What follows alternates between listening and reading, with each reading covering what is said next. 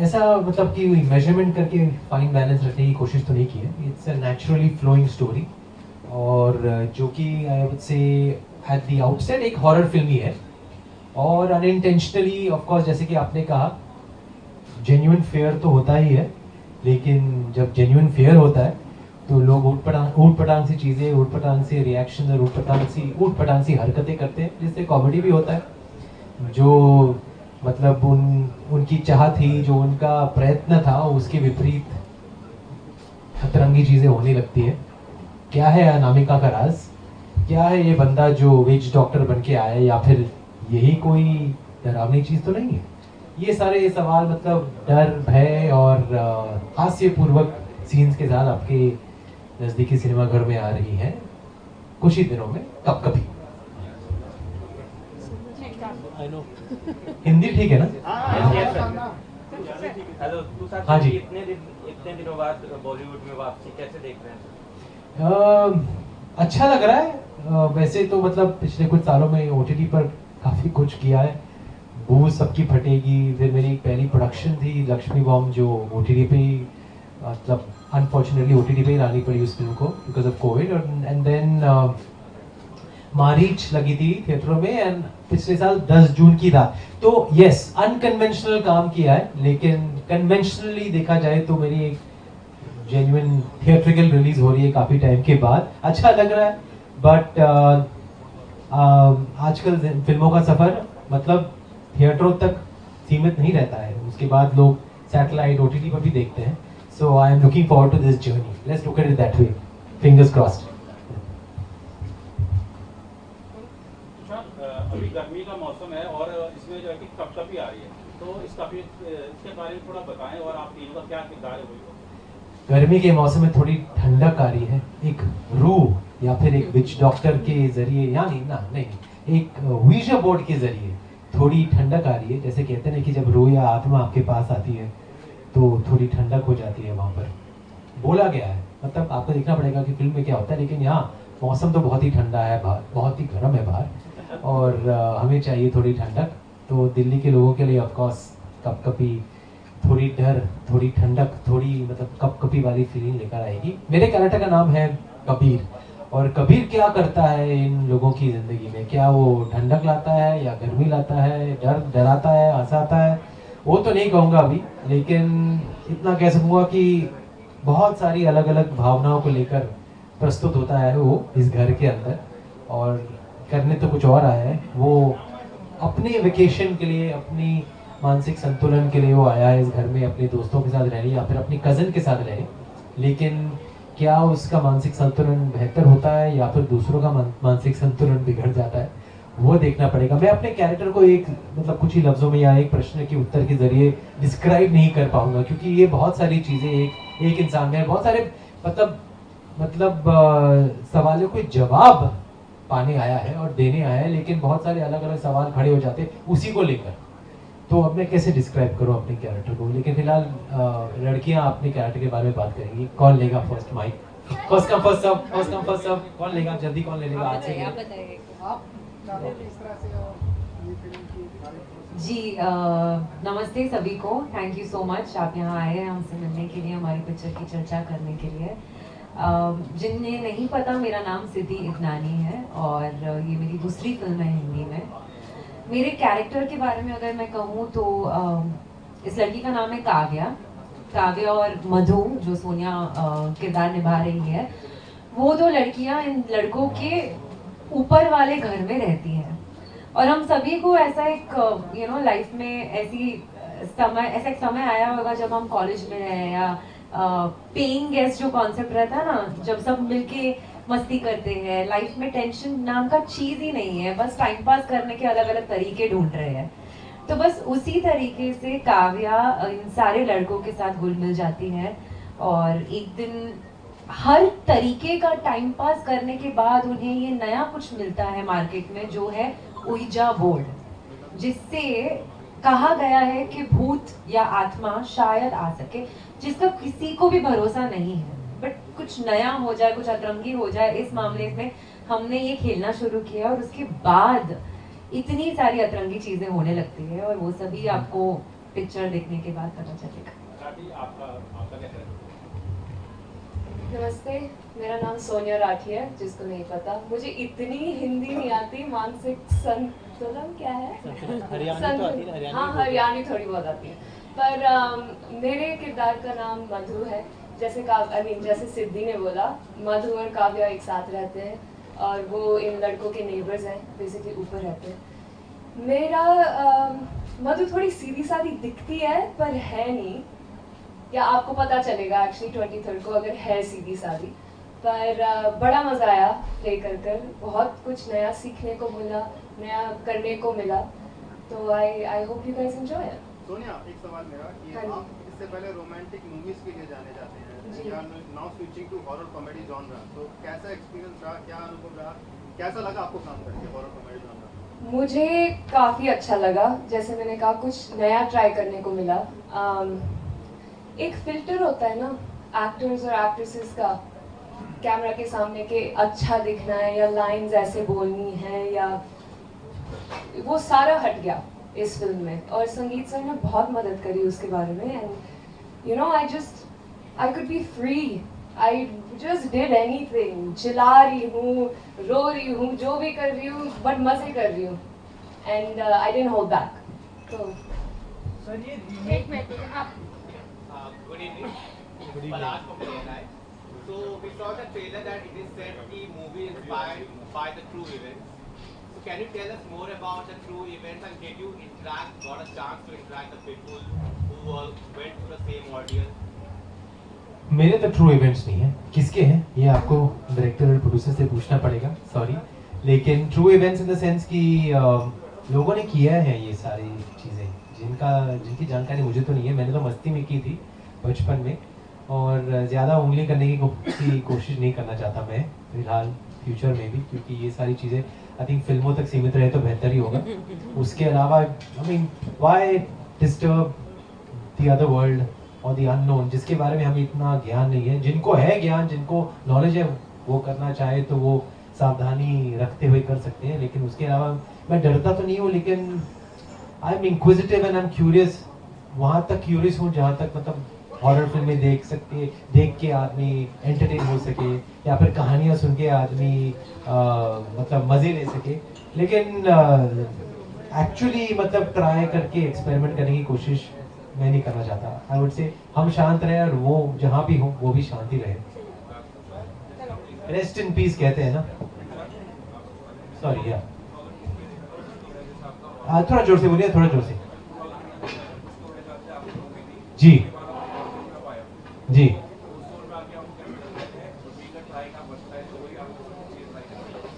वैसे हॉरर तो गोलमाल अगेन भी थी हॉरर कॉमेडी, तो उसके बीचों बीच एक और फिल्म की थी मैंने हॉरर कॉमेडी, और भूत सबकी फटेगी की थी मैंने एक शो जो एक हॉरर कॉमेडी थी। आउट एंड आउट हॉरर कुछ तो है भी, it was more of a slasher, you know, it was a college thriller slasher like urban legends and I know what you did last summer. लेकिन ये I would say is more sincere horror film.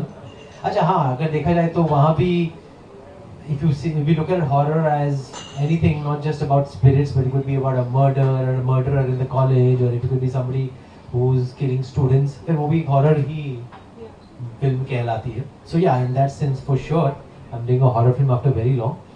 And yes nostalgia तो लगता ही है, आपने इतनी पुरानी यादें ताज़ा कर दी। चिंटू जी के साथ काम किया था उस फिल्म में, और एक बहुत ही मेरा आज गाना जो अभी भी चल रहा है इंटरनेट पर, डिंग डोंग डिंग, वो उसी फिल्म का था। आई थिंक सब लोग कुछ तो है वो ज़्यादातर डिंग डोंग की वजह से याद करते हैं, कुछ तो है तो याद नहीं रहती, लेकिन डिंग डोंग डिंग याद रहता है। That's fine, that's okay, that's part of the game. And लेकिन फिलहाल 23rd के बाद आपको सिर्फ कप-कपी याद रहेगी, सिर्फ कप-कपी होती रहेगी।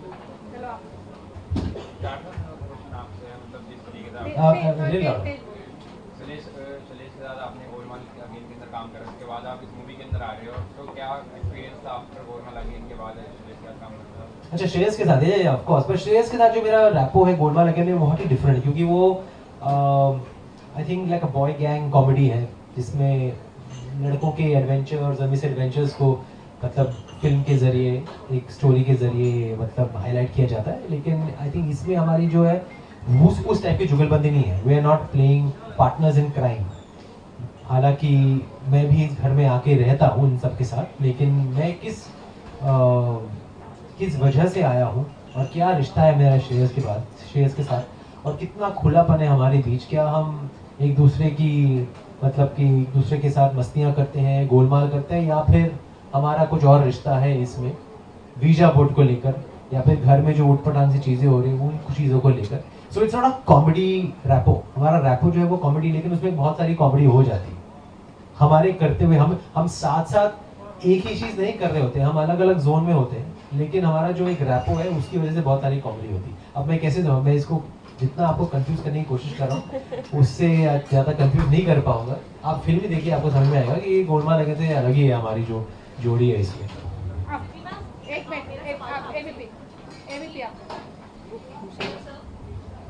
सोनिया से नहीं, इसके बाद आप पूछ लीजिए। हाँ, इसके बाद जी पूछो। जी I'm Diksha Agarwal and I'm from ABP Network. So sir, I saw your trailer and it looks really cool. So sir, आपको कॉमेडी का किंग कहा जाता है और आपकी अपकमिंग मूवी कब कभी में हमें कॉमेडी के साथ एक हॉरर का भी ब्लेंड देखने को मिल रहा है।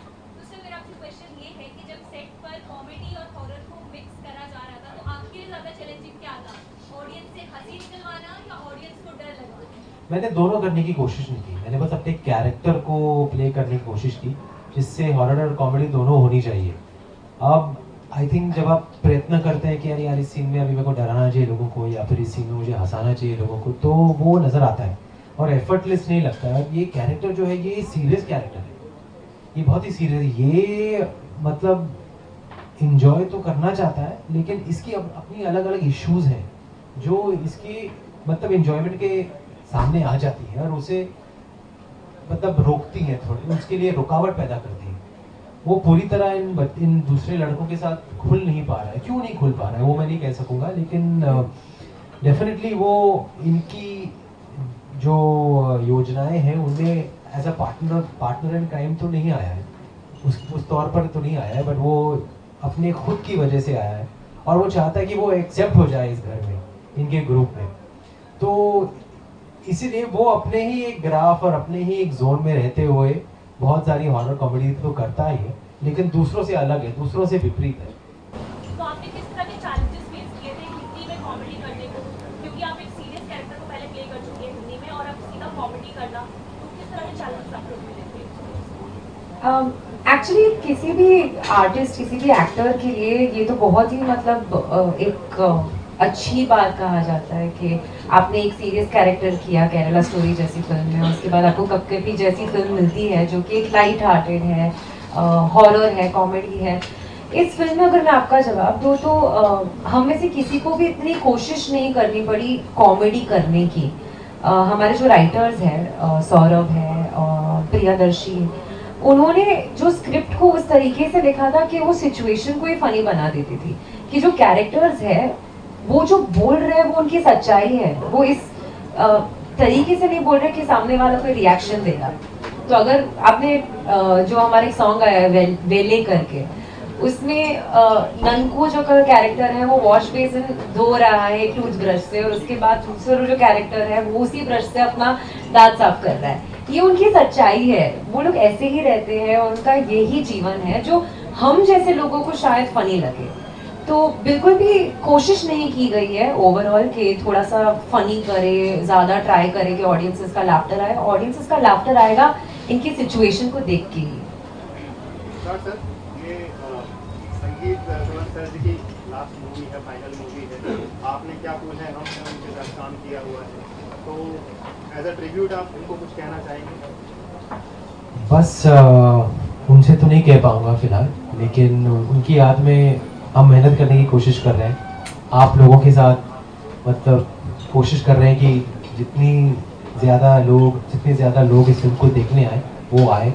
संगीत जी की लेगेसी को बरकरार रखने के लिए, संगीत जी की जो इच्छा थी इस फिल्म को लेकर वो पूरी हो जाए, तो आई थिंक वो ही सबसे बड़ा ट्रिब्यूट होगा उनके लिए। मेरी उनसे कुछ कहने की ज़रूरत तो है नहीं, जो मेरे दिल में है आई थिंक वो जाहिर हो ही जाता है। एंड आई थिंक मैं अपने काम के ज़रिए उनको खुश रखना चाहता हूँ, वो जहाँ भी हो। और उसके अलावा कुछ कर नहीं सकते। We can just try to do our best. और आप अगर हमारे लिए थोड़ी बहुत मेहनत कर ले और हमारी कोशिश कर ले लोगों को थिएटर तक लाने में, तो हमारा काम भी सफल हो जाएगा। सोनिया मैम, आपसे एक सवाल है। अभी आपने बताया कि आपको हिंदी बोलने में काफ़ी थोड़ी प्रॉब्लम होती है, तो पूरी लाइक मूवी ये में बहुत अच्छा बोल रही थी, लेकिन मैं इतनी शुद्ध हिंदी बोल रहा था तो वो उसके बारे में बता रही थी। मैं रेगुलर हिंदी बोल पाती हूँ, ये संस्कृत वाली हिंदी नहीं बोल पाती बस। मतलब ऐसे पूरी मूवी में आपने तुषार सर के साथ काम किया है, कैसा रहा एक्सपीरियंस आपका? काफ़ी मज़ा आया। आई थिंक मेरे सब एक्टर्स के साथ इक्वल अमाउंट्स ऑफ सीन थे। एक्चुअली ये जो मधु का कैरेक्टर है वो ज़्यादा लोगों से बात नहीं करती, इंटरेक्ट नहीं करती, वो अपने में ही रहती है। पर कुछ थे इनके साथ सीन्स जो they're very interesting to play. It was very cool seeing him play such a different character, क्योंकि मैंने भी देख रखी है गोलमाल वगैरह, मैंने सब कुछ देख रखा है और मैंने इनको इस किरदार में कभी नहीं देखा। तो मेरे लिए भी थोड़ा सा शॉकिंग था, थोड़ा सा एडजस्टमेंट पीरियड था कि मैं वैसा वाला रिएक्शन ना दूँ। पर बड़ा मज़ा आया, बहुत हंसी छूटी, थोड़ा डर भी लगा, पर या very worth it, very fun. Set के दौरान कोई एक्सपीरियंस को शेयर करना चाहें आप सोनिया और सिद्धि के साथ?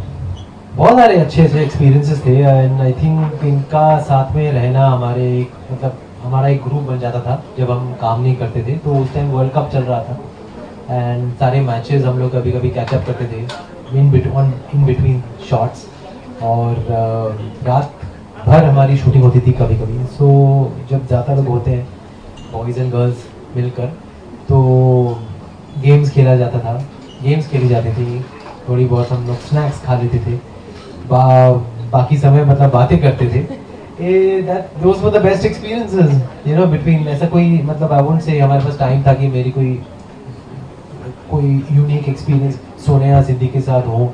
बट आई रिमेंबर मेरा बर्थडे भी मनाया था मैंने इसी फिल्म के दौरान, जिसके बारे में मैं पोस्ट करूँगा अभी वीडियो संगीत जी के साथ, जो मेरा लास्ट वीडियो था उनके साथ, पर्सनल वीडियो, तो वो भी पोस्ट करूँगा जिनमें ये भी साथ है हमारे। So I made new friends. Let's look at it that way. Sonia and Siddhi are like new friends of mine, colleagues, co-stars, friends. और भी फिल्में हमें करनी चाहिए साथ में। I hope इसकी कहानी ही आगे बढ़े। तो इसकी कहानी अगर आगे बढ़ेगी तो आप दोनों जिंदा हैं कि नहीं फिल्म में? है ना? है जिंदा। हम भूत बन के आ जाएंगे। हाँ, तो फिलहाल रहना पड़ेगा सेकंड पार्ट में। I hope so. या अगर आपने मतलब अगर आप भूत बनकर भी इस फिल्म को हिट बनाना चाहे तो कर सकती है। तो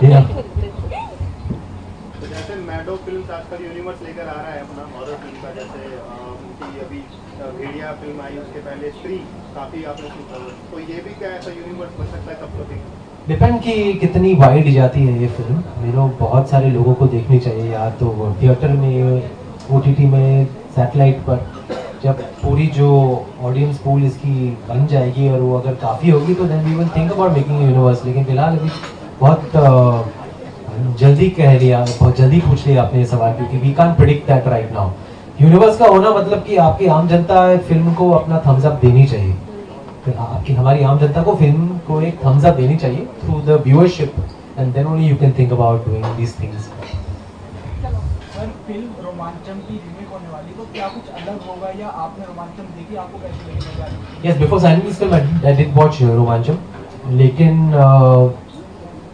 प्रेजेंटेशन में उस फिल्म का इस फिल्म से इतना कुछ लेना देना है नहीं। संगीत जी की जो मतलब स्टाइल है वो अलग ही है, और हमने इसे as a Hindi film pan Indian audience के लिए बनाई है। And Romancham was a lovely film and this has its own good qualities, and there are two very beautiful, promising, talented young girls who are playing an equal part to the boys in this version, and there are songs we've added, क्योंकि हमारी Hindi audience को तो songs के बगैर फिल्में अच्छी लगती है नहीं, खासकर हॉरर कॉमेडी फिल्में जो मसालेदार होती है। और उसके अलावा मैं हूँ इसमें, श्रेयस है, और क्या चाहिए आपको? And what else do I say? To put it very very humbly, we just tried to make a film जो मतलब जैसे कि रोमांचम सक्सेसफुल थी, हमारी फिल्म भी वैसे ही हिंदी ऑडियंसेस में सक्सेसफुल हो। एंड और क्या है अलग इसमें? Romantic track, there is an item song also, Titli. So बहुत सारी चीज़ें जो मतलब शायद हिंदी वर्जन में एक इजाफा ला सके क्या उर्दू ना थैंक यू नहीं लास्ट नहीं आ ए ओ ओ ए आ उन्हें ओ आ ओ ए थैंक यू